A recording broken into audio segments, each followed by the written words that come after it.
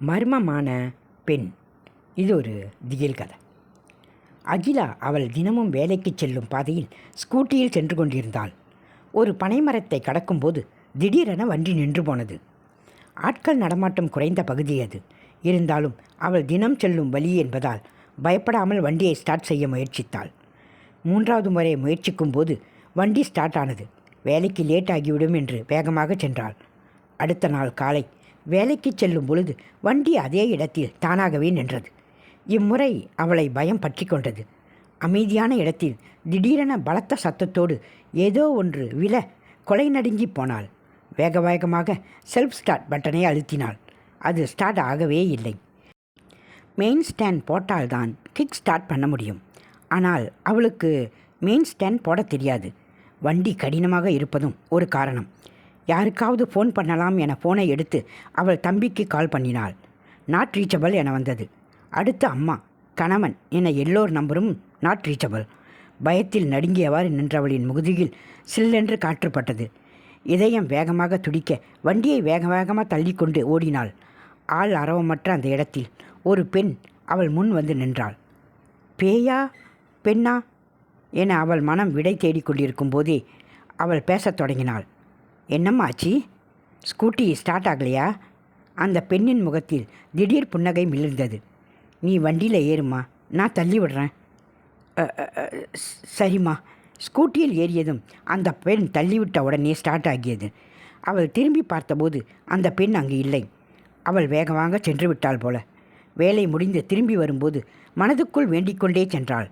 நிற்காமல் போயிடணும். இம்முறை ஸ்கூட்டி நிற்கவில்லை. ஆனால் பின் சீட்டில் யாரோ அமர்ந்திருப்பது போல் கனத்தது. யாரோ அருகில் இருக்கும் உணர்வும் இருந்தது. இதயம் வேகமாக துடித்தது. வியர்த்து கொட்டியது. ஸ்கூட்டியை நிறுத்தி பார்க்கலாம் என்றால் ஸ்கூட்டி மறுபடியும் நின்று விட்டால் என்ன செய்வது என நிறுத்தாமல் போனாள். திரும்பி பார்க்கும் தைரியமும் அவளிடம் இல்லை. சிறிது தூரம் சென்ற பின் தைரியத்தை வரவழைத்து கொண்டு கண்ணாடியில் பார்த்தாள். காலையில் அவள் வண்டியை தள்ளிவிட்டு மாயமான பெண் அவள் பின் உட்கார்ந்திருந்தாள். அவள் பின்புறம் திரும்பி எதையோ துரத்தி கொண்டிருந்தாள்.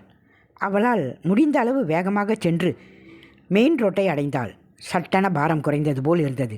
கண்ணாடியை பார்த்தபோது அந்த பெண் அங்கு இல்லை. 2 நாள் காய்ச்சல், தலைவலின்னு வேலைக்கும் செல்லவில்லை. 3வது நாள் வேலை செய்யும் ஊரில் பயந்தவர்களுக்கு மந்திரிக்கும் ஒரு பாட்டியை சந்தித்தாள். அந்த பாட்டியிடம் நடந்தவற்றை கூறினாள். நீ கொடுத்து வச்சவ தாயி. அந்த பெண் உருவம் இந்த ஊரோட காவல் தெய்வம்மா. 20 வருஷத்துக்கு முன்னாடி அந்த உருவத்தை அடிக்கடி பார்த்ததா நிறைய பேர் சொல்லுவாங்க. இவ்வளோ வருஷம் கழித்து உனக்கு உதவ வந்திருக்கு பாரு. என்ன பாட்டி சொல்கிறீங்க? அப்போ என் வண்டி ஏன் அங்கே நின்றுச்சு? அதுவா, ஒரு சூனியக்காரன் ஆவியை ஏவி விட்டு எல்லாத்துக்கும் தொல்லை கொடுத்துக்கிட்டு இருந்தான். நிறைய மந்திரவாதிகள் சேர்ந்து அவனை அந்த இடத்துல புதைச்சி கட்டி அது மேலே பனங்கண்ணை நட்டு வச்சாங்க.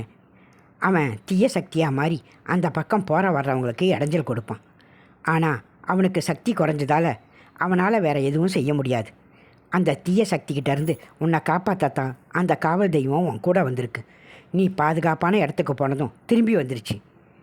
அகிலா கண்கள் கலங்கியபடி பாட்டியிடம் ஆசி பெற்றுவிட்டு அந்த காவல் தெய்வம் உள்ள சிறிய கோவிலுக்கு சென்று வணங்கி நன்றி சொல்லிவிட்டு மகிழ்வுடன் வேலைக்கு சென்றாள்.